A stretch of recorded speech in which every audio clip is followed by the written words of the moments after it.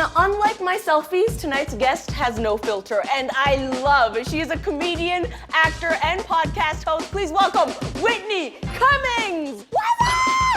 I'm obsessed with you. Thank you. I'm obsessed with you. Also, your hair is killing. I love the look. Thank you. It's called a psychiatric break with reality. So thank you. You've done so many amazing things. I mean, you're so talented. You've been doing your podcast for a hot minute now. It's been a while. And I want to ask you this as someone who also interviews a lot of people. Do you ever look back at interviews and you're like shocked by what went down, or you're just like can't believe what happened? I'm sure you know Hannah Stocking. Mm-hmm, of course. She was coming on and she was like, hey, I do these like tattoos, like, and I'm like, oh, give me one when you come over. I'm thinking it's like a henna tattoo or a little stick and poke. She shows up with a full machine that actually goes into your skin. And I'm like, okay, you can do it on my foot. You can do it on my foot. I'm cool. I'm fun. I'm down for some tetanus. I was like, just do whatever you want. And she told me that she was a big fan of Jennifer Aniston, which is like, okay, like that's the perfect hero to have. And then she's tattooing my foot. It's just going on for a while. And I finally get to see it. And she tattooed, I love Jen, as in Jen Aniston, on my foot.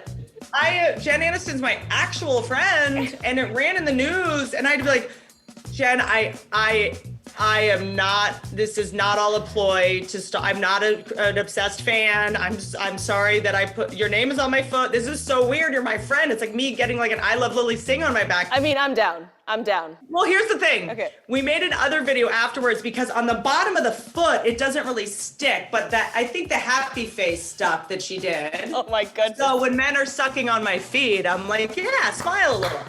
And then we redid it with like a tattoo artist named Cleo Kinnaman, but I was like, I can't have Jay. I love Jen. Like, it's weird.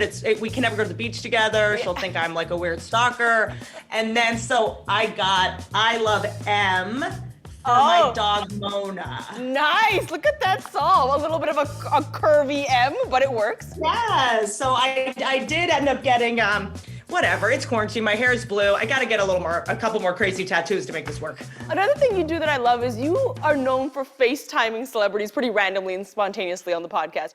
I'm sure that has gone wrong once or twice. It's called having absolutely no boundaries and ambushing people, and just completely taking advantage of the fact that when you FaceTime someone, they think something's terribly wrong. Like if you just call, so they pick up because they're like, are you okay?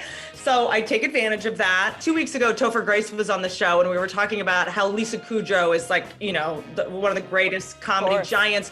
The Comeback is my favorite show on the planet in terms of talking about how women in our business are shamed and sent out to pasture in their early 40s. And if they don't wear makeup on camera, they're called brave.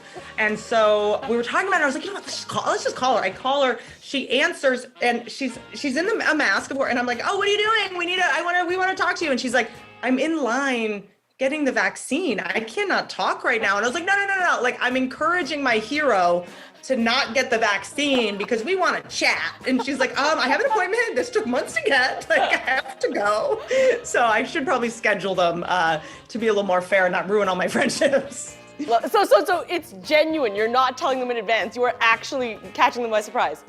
Well, if you see my podcast, and half the time people think I'm super out of it or like on drugs or something, which I don't blame you. I do seem like an Adderall nutcase, but half the time I'm just distracted because I'm like trying to secretly FaceTime someone without them seeing. And I'm like, no, I'm not ignoring you. I'm not bored. I guess I am because I'm FaceTiming someone more famous than you. Don't worry, people think I'm on drugs all the time with my personality as well. We just have those personality types. I'm just obsessed with you. Oh my God, this is a love fest. During your last comedy special, you did something pretty epic. You debuted I don't even know how to say this, a sex robot that is also a clone of you. Legend. We have no choice but to stand. So how has the sex robot been during quarantine? Well, she has a sex robot body that's just like a rigor mortis corpse type thing. I had to carry her around like Weekend at Bernie's most of the time. And the head, however, is an actual machine learning robot, like the real deal. The body, I'm sorry to say, has been sawed in half for a movie, which honestly for a sex doll, like that's probably the best case scenario for them. Honestly, I just feel like I couldn't trust my boyfriend in the same house with like the quieter version of me. I feel like that would just be too tempting. The head, I was on an interview yesterday and I pulled it out to show them and I promptly dropped it and broke her neck off. So she needs a little bit of tender loving care at the moment, but which is fine. She needs to be redone because I look at her and I made this a couple years ago and she already like looks younger than me. And it's How so dare annoying. she? Yes, I'm like she's just like taunting me with the younger version of myself. So we're gonna maybe leave her outside in a rainstorm to maybe weather her up a little bit. Quarantine's been rough on the robots too, man. Dang. Hey, thanks so much for watching this clip. I hope you enjoyed it. If you did, make sure you subscribe to this channel for more just like it. If you don't, none of us can leave set.